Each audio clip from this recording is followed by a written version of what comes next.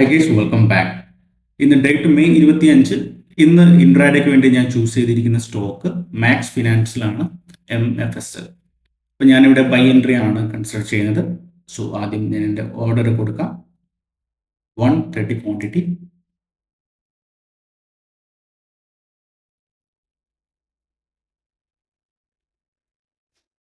Order ഇവിടെ execute ആയിട്ടുണ്ട്. അപ്പോൾ ഇതൊരു ഇക്വിറ്റി ഇൻട്രാഡേ സീരീസ് ആണ്, ഒരു മിനി സീരീസ് ആണ്. അപ്പോൾ നാളെ ഞാൻ ഇതിൻ്റെ ഫൈനൽ സീരീസ് അപ്ലോഡ് ചെയ്യുന്നതായിരിക്കും. എല്ലാ ദിവസങ്ങളിലും ഇനി ലൈവ് ട്രേഡിംഗ് വീഡിയോസ് ഉണ്ടായിരിക്കില്ല, എസ്പെഷ്യലി ഇക്വിറ്റിയിൽ.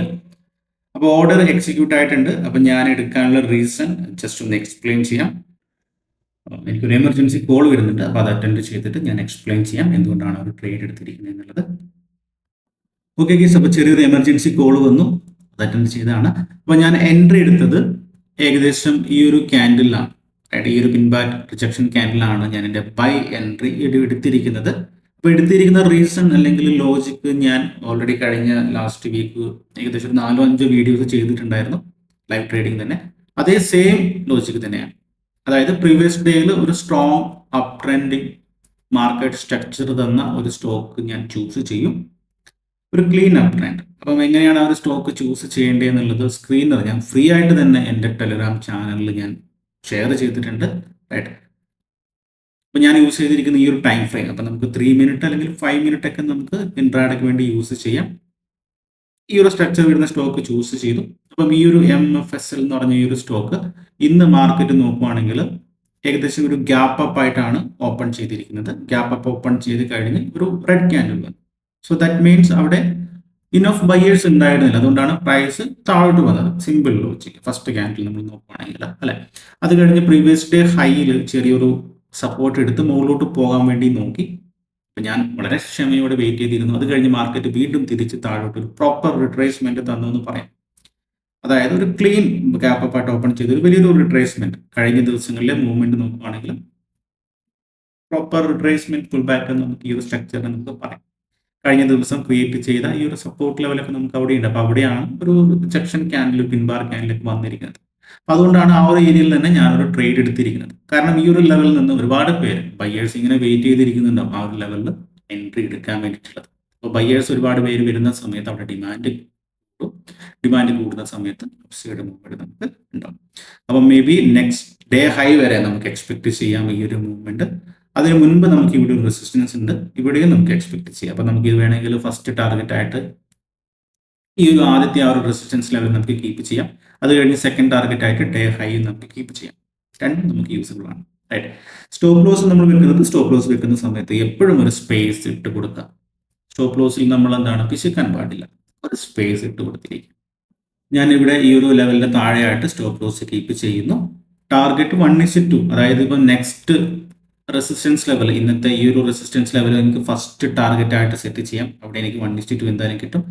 കുറച്ചുകൂടി നോക്കുവാണെങ്കിൽ നെക്സ്റ്റ് ഡേ ഹൈ വരെ നമുക്ക് കീപ്പ് ചെയ്യാം. രണ്ടും അച്ചീവബിൾ ആയിട്ടുള്ള ടാർഗറ്റ് ആണ് ഈ ഒരു സ്റ്റോക്കിന്റെ സ്ട്രക്ചറും കാര്യങ്ങളൊക്കെ നോക്കുന്ന സമയത്ത്. ഓക്കെ, അപ്പോൾ എന്തായാലും നോക്കാം. ട്രേഡ് എടുത്തിട്ടുണ്ട്, വെയിറ്റ് ചെയ്യാം. ഓക്കെ, അപ്പം ഈ ഒരു ഇക്വിറ്റി ട്രേഡിംഗ് സീരീസ് ഞാൻ വിചാരിച്ചൊരു 10 വീഡിയോസ് ചെയ്യാന്നുള്ളതാണ്. അപ്പം ഞാനത് നാളെ ലാസ്റ്റ് വീഡിയോയിൽ നമുക്ക് എങ്ങനെ റിസ്ക് മാനേജ്മെന്റ് ചെയ്യണം എന്നുള്ളത്, പൊസിഷൻ സൈസിങ്ങിന്റെ ഇമ്പോർട്ടൻറ്റ് കാര്യങ്ങളൊക്കെ എക്സ്പ്ലെയിൻ ചെയ്തൊരു വീഡിയോ ഞാൻ ചെയ്യാം. ഓക്കെ, അപ്പോൾ എന്തായാലും വെയിറ്റ് ചെയ്യാം. ട്രേഡ് എടുത്തിട്ടുണ്ട്, അപ്ഡേറ്റ് ചെയ്യാം.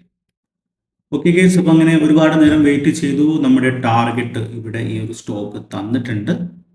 വളരെ സിമ്പിൾ ആയിട്ടുള്ള ട്രേഡ് ആയിരുന്നു. ഇവിടെയാണ് എൻട്രി എടുത്തിരുന്നത്. എൻട്രി എടുത്ത് കഴിഞ്ഞ് നമ്മുടെ ഫസ്റ്റ് ടാർഗറ്റ് ഇവിടെ സെറ്റ് ചെയ്തിട്ടുണ്ടായിരുന്നു. എൻട്രി എടുത്ത് കഴിഞ്ഞിട്ട് മാർക്കറ്റ് ഹയർ ഹൈ ഫോർമേഷൻ തന്നെയാണ് നിന്നുകൊണ്ടിരിക്കുന്നത്. വളരെ സ്ട്രോങ് സ്ട്രെങ്ത്തോടെ മാർക്കറ്റ് മൂവ്മെന്റ് ചെയ്തു. മാർക്കറ്റ് അല്ല, ഈ ഒരു സ്റ്റോക്ക്. ഓക്കെ, അപ്പോൾ ഈ ഒരു ബ്രേക്ക് ഔട്ട് നടന്നിട്ടുണ്ട്. അപ്പോൾ ഞാനിവിടെ എൻ്റെ ഒരു ടാർഗറ്റ് ഇവിടെ അച്ചീവ് ആയിട്ടുണ്ട്. അപ്പോൾ ഇനിയും വെയിറ്റ് ചെയ്ത് നിൽക്കാം. മേ ബി ഡേ ഹൈ വരെ മൂവ്മെന്റ് നടത്താം, പക്ഷേ സമയം കുറവുള്ളതുകൊണ്ട് തന്നെ ഞാൻ അധികം വെയിറ്റ് ചെയ്ത് നിൽക്കുന്നില്ല. ഞാനിവിടെ എൻ്റെ പ്രോഫിറ്റ് ബുക്ക് ചെയ്യും. അപ്പോൾ നമ്മൾ ഇക്വിറ്റി ട്രേഡിങ്ങിലോട്ട് വരുന്ന സമയത്ത് നമുക്ക് ആദ്യം വേണ്ടത് ഒരു കമ്മിറ്റ്മെന്റ് ആണ്. കമ്മിറ്റ്മെന്റ് മീൻസ് നമ്മുടെ സമയം, ക്യാപിറ്റൽ ഫുള്ളി ഞാൻ ഇക്വിറ്റി മാത്രമേ ചെയ്യുള്ളൂ വരുന്ന കുറച്ച് ദിവസങ്ങളിൽ എന്നൊരു കമ്മിറ്റ്മെന്റ് ആദ്യം ഉണ്ടായിരിക്കണം. ചില ആൾക്കാർ എന്താണ് ചെയ്യുന്നത് വെച്ചിട്ടുണ്ടെങ്കിൽ ഇക്വിറ്റിയിൽ ആദ്യം ചെയ്യും, പക്ഷേ എന്തെങ്കിലും തരത്തിൽ വലിയ മൂവ്മെന്റ് ഇൻഡെക്സിലോട്ട് വരുന്ന സമയത്ത് പെട്ടെന്ന് ഇൻഡെക്സിലോട്ട് പോകും.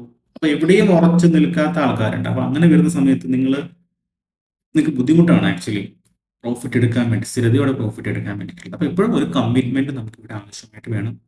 പിന്നെ നല്ല ക്ഷമ വേണം. ഓപ്ഷൻ ട്രേഡിംഗ് ചെയ്യുന്ന ഒരാളെ സംബന്ധിച്ചിട്ട് ഹൈലി ഫ്ലക്ച്വേഷൻ ആണ് പ്രീമിയം. അതുപോലുള്ള ഫ്ലക്ച്വേഷൻസ് ഇക്വിറ്റിയിൽ ഉണ്ടാകില്ല. വളരെ സ്ലോ ആയിട്ടുള്ള, സ്റ്റഡി ആയിട്ടുള്ള, സ്റ്റേബിൾ ആയിട്ടുള്ള മൂവ്മെന്റ് ആണ് ഇക്വിറ്റിയിൽ വരുന്നത്. അപ്പോൾ അതിനനുസരിച്ചുള്ള ക്ഷമ നമുക്ക് ആവശ്യമായിട്ട് വേണം.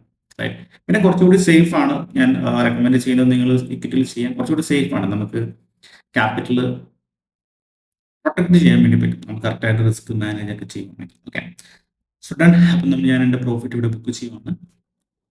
ഓക്കെ, സോ അപ്പോൾ ഞാൻ എൻ്റെ പ്രോഫിറ്റ് ഇവിടെ ബുക്ക് ചെയ്യുവാണ്. സോ ഇനി പുതിയൊരു വീഡിയോ ആയിട്ട് നമുക്ക് കാണാം. എൻ്റെ ഓർഡർ ഇവിടെ എക്സിറ്റ് ചെയ്തിട്ടുണ്ട്, ആ ഒരു ടാർഗറ്റ് ഇവിടെ അച്ചീവ് ചെയ്തിട്ടുണ്ട്. ഓക്കെ, സോ ക്ലോസ്ഡ് പൊസിഷൻ നോക്കുകയാണെങ്കിൽ ഏകദേശം 3000+ പ്രോഫിറ്റ് ബുക്ക് ചെയ്തിട്ടുണ്ട്. ഓക്കെ, അപ്പോൾ പുതിയൊരു വീഡിയോ ആയിട്ട് കാണാം. So bye bye, thank you.